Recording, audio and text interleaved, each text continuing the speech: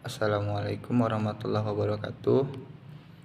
Selamat malam, perkenalkan nama saya Ikma Yanuar dari Universitas Pancabakti Pontianak, Fakultas Ekonomi, Prodi Manajemen. Untuk video kali ini saya akan menjawab soal pada bagian C, yaitu dengan mata kuliah Manajemen Operasi 2. Nah, pada bagian C, yang pertama sebutkan dan jelaskan judul ketiga video yang di atas. Video pertama dengan judul Teori Antrian atau Struktur Dasar Antrian, yaitu menjelaskan tentang dasar dan komponen yang terdapat dalam teori antrian. Video kedua, metode penugasan minimasi. Nah, di dalam video tersebut menjelaskan contoh kasus dengan penyelesaian metode Hunggrain dan penugasan minimasi. Nah, video ketiga dengan judul metode penugasan atau riset operasi, yaitu menjelaskan tentang perencanaan suatu pekerjaan untuk posisi dan orang-orang tertentu. Nomor 2, siapa-siapa pembicara dari ketiga video tersebut. Nah, untuk video pertama yaitu Mukti Ratnadewi, SSI MSc. Nah, untuk video kedua yaitu Anya Nuria Manikam. Untuk video ketiga yaitu Dr. Andes Beni Ostanababan, SPI MSI, dan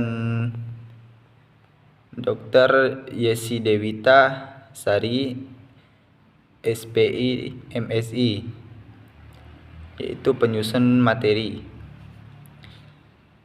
Nomor 3 yaitu menjelaskan apa-apa yang dibicarakan oleh ketiga pembicara dalam video tersebut. Untuk video pertama yaitu menjelaskan tentang antrian sebenarnya tidak hanya berlaku untuk sebuah layanan servis, tapi juga berlaku untuk sebuah sistem, sebab munculnya antrian adalah besarnya kebutuhan layanan daripada kemampuan fasilitas yang mengakibatkan hilangnya konsumen yang berdampak pada meruginya perusahaan. Solusinya adalah dengan menambah fasilitas pelayanan, namun hal tersebut akan menimbulkan pengurangan keuntungan bagi perusahaan.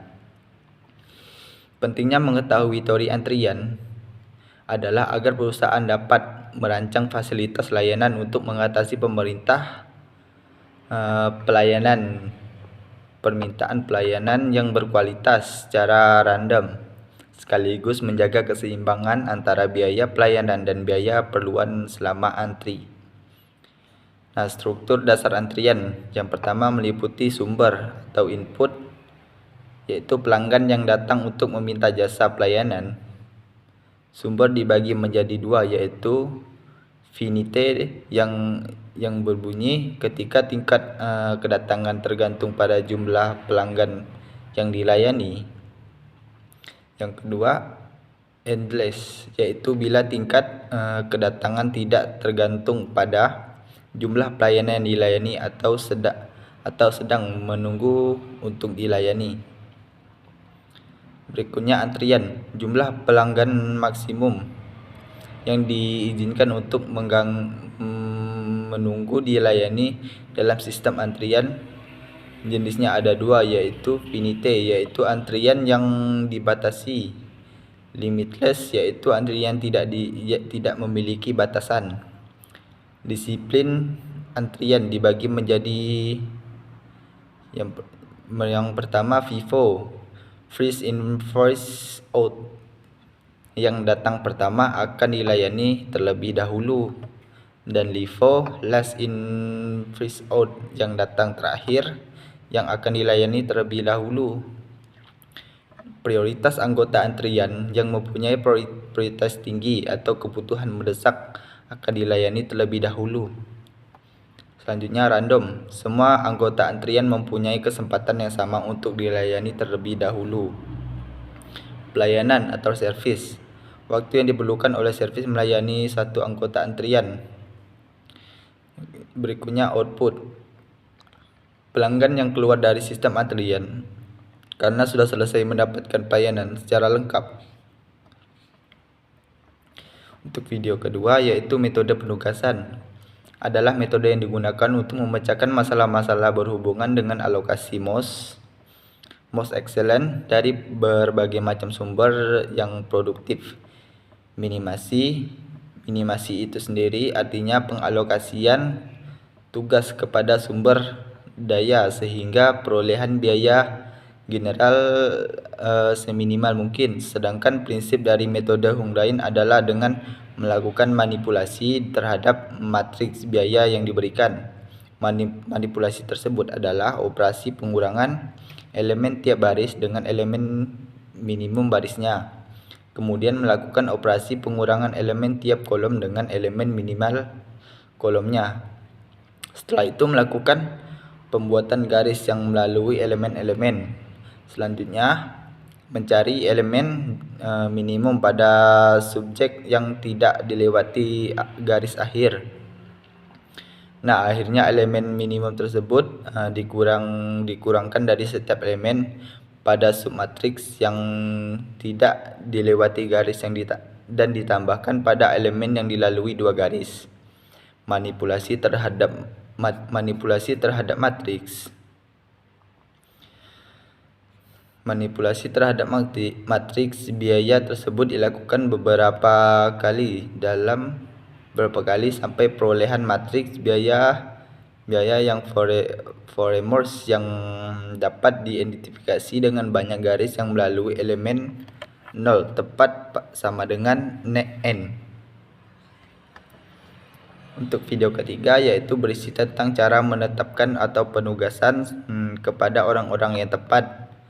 Dapat ditentukan dengan metode assignment atau penugasan. Caranya adalah yang pertama menentukan nilai terkecil dari setiap baris yang kemudian dijadikan sebagai pengurangan pada masing-masing baris yang sama. Yang kedua, tentukan elemen terkecil dari setiap kolom lalu kemudian dijadikan sebagai pengurangan pada masing-masing kolom yang sama. Yang ketiga, cek optimalitas dengan cara menutup semua nol dengan garis sedikit mungkin. Keempat, mengecek tabel apakah sudah optimal atau belum lalu merevisinya. Yang kelima, sel-sel yang tidak menutup garis dikurangi dengan nilai elemen terkecil daripada elemen yang terbuka. Lalu elemen yang tertutup dua garis ditambah dengan elemen terkecil tersebut. Yang keenam, susun tabel optimal dengan cara pilih baris atau kolom yang hanya muat satu buah nol, alokasi tunggal. Dan hilangkan baris atau kolom yang sudah teralokasi. Yang ketujuh, nilai yang sudah optimum atau 0 dalam tabel dimasukkan ke dalam nilai total pada tabel awal. Kondisi tersebut sudah mencapai kondisi optimal. Yang keempat, pelajaran apa yang dapat saya peroleh dari menonton ketiga video tersebut. Yang saya dapatkan yaitu tentang konsep dasar pada teori antrian sehingga saya tahu bagaimana menemukan solusi apabila terdapat fluktuasi pada antrian apabila suatu saat terjadi pada ruang lingkup pekerjaan saya. Selain itu juga saya mendapatkan pelajaran tentang bagaimana menentukan penugasan kepada posisi atau orang yang tepat agar pekerjaan atau nilai yang dikerjakan mendapat hasil akhir yang optimal. Yang kelima, manfaat apa yang saya dapatkan dari ketiga video tersebut dan bagaimana saya menerapkan teori-teori yang dijelaskan oleh ketiga pembicara di atas. Nah, manfaat yang saya peroleh dari teori yang saya terapkan adalah bagaimana cara menentukan pekerjaan-pekerjaan yang sesuai dengan kualifikasi dan bakat masing-masing orang agar menemukan pekerjaan-pekerjaan yang sesuai dengan kualifikasi dan dipergunakan tidak terbuang sia-sia. Hal-hal tersebut dapat diterapkan apabila dalam tugas kelompok perkuliahan saya akan mengambil tanggung jawab sesuai dengan bidang yang saya kuasai. Contohnya mendesain. Mungkin ini saja yang saya sampaikan. Terima kasih. Assalamualaikum warahmatullahi wabarakatuh. Selamat malam.